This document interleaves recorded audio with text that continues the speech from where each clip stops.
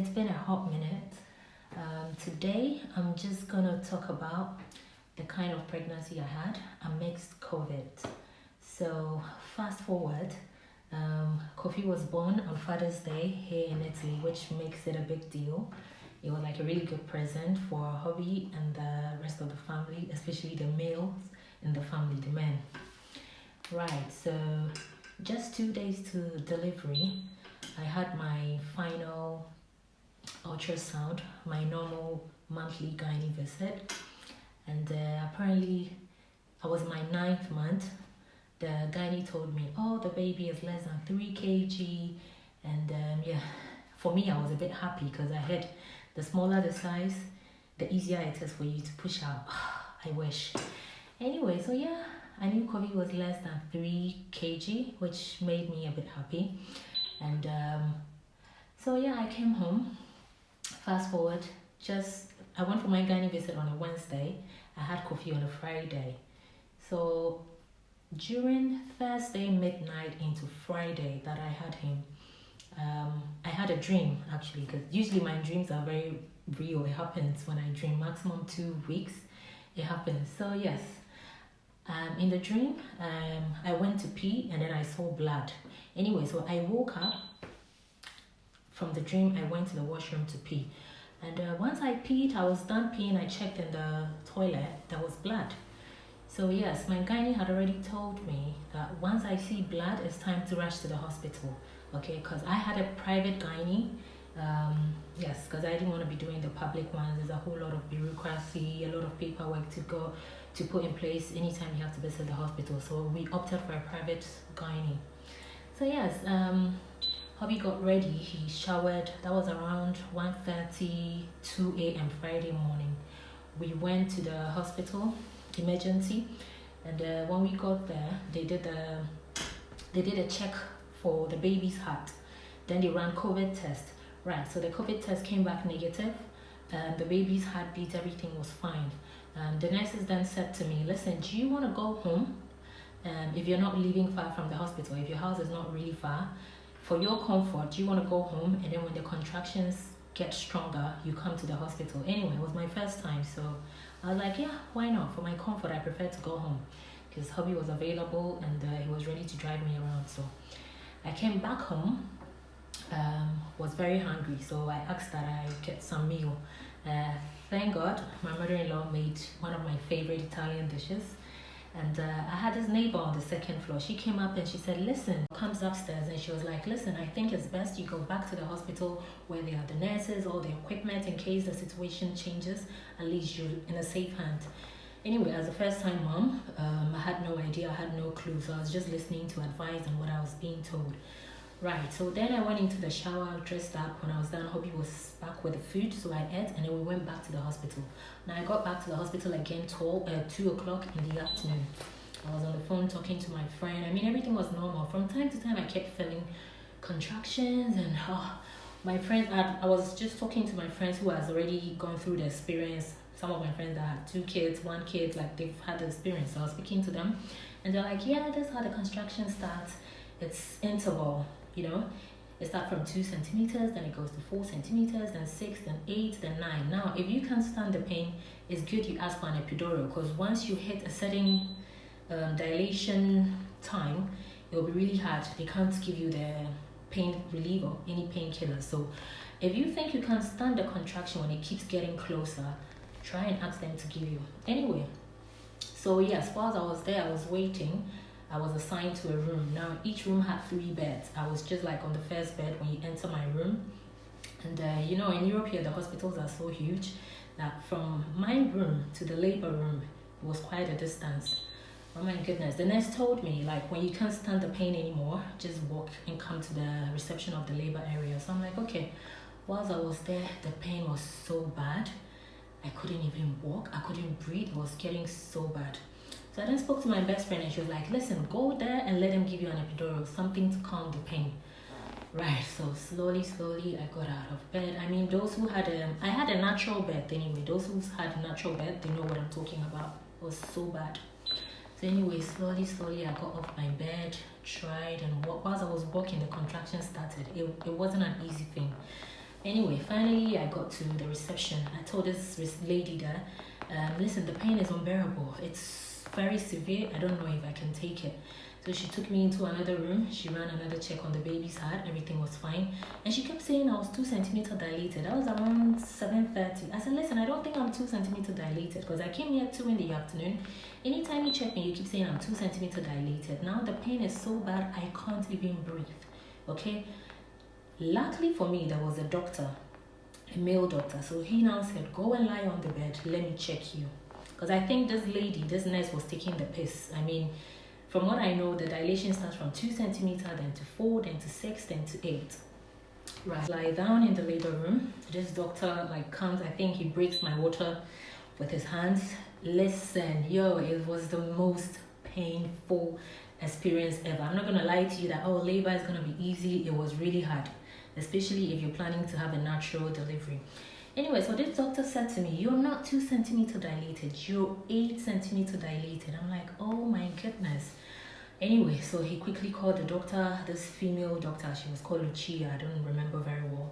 She was so good. I think when someone is pregnant and when someone is going through dilation on the day of delivery, the kind of doctor or nurses around is key. Like the way you speak to the pregnant woman, it's very important, because this Lucia lady was so good. And actually she made me, I was really angry at this nurse who kept telling me I was 2 centimeters dilated, but the way this Lucia doctor spoke to me, I felt so good. She was like, what's your name? What's the name of the baby? Listen, it's time for baby to come out, but everything depends on you. So help the baby and let me help you deliver this baby. So we started. I don't even remember what time we started the process. Listen, it was so bad. It's not everything I can tell you that happened in the labor room, but if you have a natural bed, or if you have friends and family who's going through the natural bed, maybe they will tell you everything, because most of my friends hid a lot from me. I had to discover myself. So I'm not going to spill all the tea. You're going to know about it when it's your turn, or if a friend or a family is good enough to let you know exactly what happens in the labor room during natural delivery. Right, anyway, so finally, because of COVID, they weren't allowing the fathers to be in the labor room, which for me, I was even happy, because that was something I wanted. I think that was the only good advantage about COVID, because I've always said, no, seeing on movies and how people get traumatized when they are in the labor room with the mother. I mean, it's best I want to be alone in the labor room, because I don't want hubby to be traumatized. And to me personally, I think it kills chemistry actually, seeing all of those things and everything that goes on during the pushing and delivering of the baby. So I personally was happy that thanks to COVID, hubby was down. Once baby comes out, then they call the father to climb up, and then finally he sees the baby. So I was really happy. He was down throughout. The pushing wasn't easy. It was really, really, really hard. But this doctor helped me. At one point, she was like, hold my arm. When you feel contraction, push, but push with everything you've got. Listen, I think I was in labor for more than 5-6 hours. I don't remember.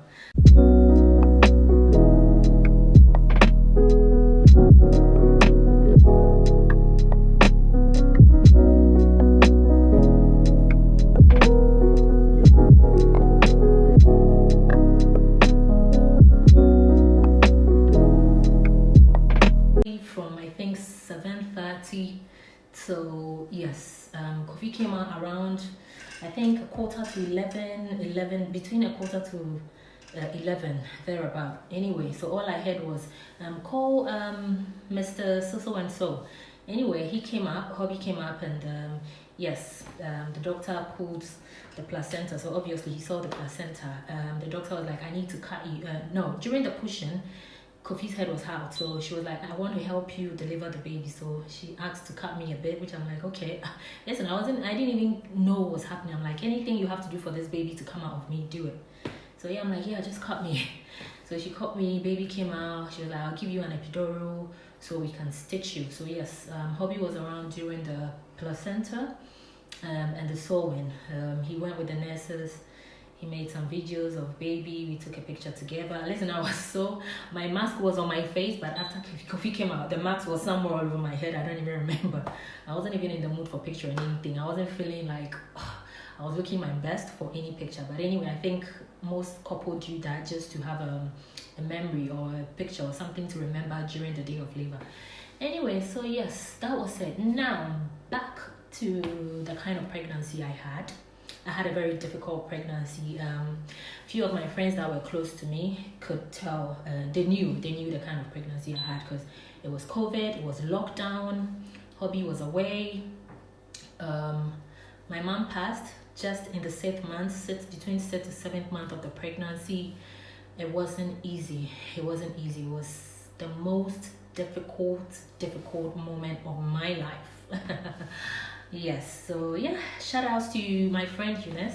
She did great. She would stay with me on the phone for like 24 hours, so she won't hear me speak anymore. Then she knows that I'm finally asleep. So yeah, it was a very, very hard pregnancy. Aside me losing my mom, aside being pregnant at 6 months, it was locked down. You couldn't go anywhere. Everything was closed. The only place I could go to was from home to the hospital. And thanks to my in-laws, they were bringing groceries and food and anything that I needed. Unfortunately, hubby got stuck in Africa, and anytime it was time for him to fly back into Europe, the flights were cancelled or the dates got changed. It happened like 3 consecutive times. But yeah, finally he came. He was here for the birth. Shout outs to my friends. I really appreciate all the support, materially, the prayers, the messages during my pregnancy. So yeah, that was from the first, second trimester to the final stages, what happened to me. And yes, it wasn't easy at all. Like being pregnant and losing your mom. Yeah, it was a very difficult moment for me. But yes, anyways, I know most of my friends are waiting for baby number 2, but listen, you guys have to chill, because I still haven't gotten over the pain, the trauma, everything I went through during my 9 months of pregnancy.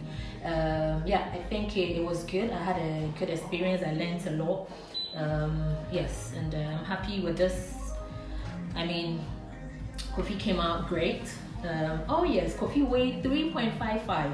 He wasn't less than 3 kg as my gynae said. So I'm like, oh my goodness. And trying to tell me he went from 2.9 something to 3.55 in just a day or 2. Yeah, so I missed the hospital. I missed like everything being done for me. I missed the food coming in morning, afternoon, evening.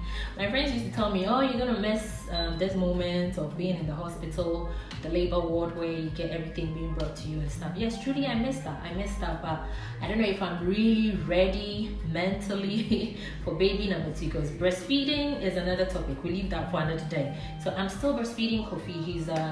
He'll be 10 months in a few. He started walking at 8 months, and yes, he's not taking any artificial milk yet. The pediatrician is like, give him your milk till, as long as you have milk, keep giving him your milk. So yes, we'll talk about breastfeeding another time, which is not a joke. I mean, my predecessors, those who's been mothers before me, yeah, they know what I'm talking about. So yes, baby number 2, we'll think about him.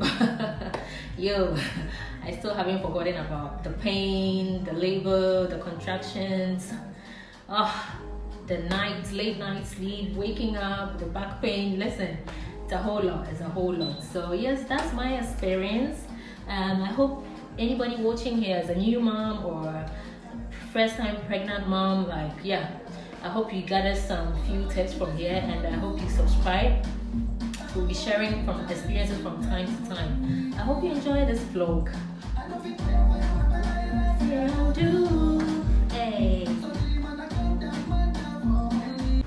So yes, the most difficult month was it was December, if I remember correctly, if my memory serves me right. Yeah, the month where mommy got buried. It wasn't easy because I had passed the stage where I could fly, and because of COVID, I couldn't travel.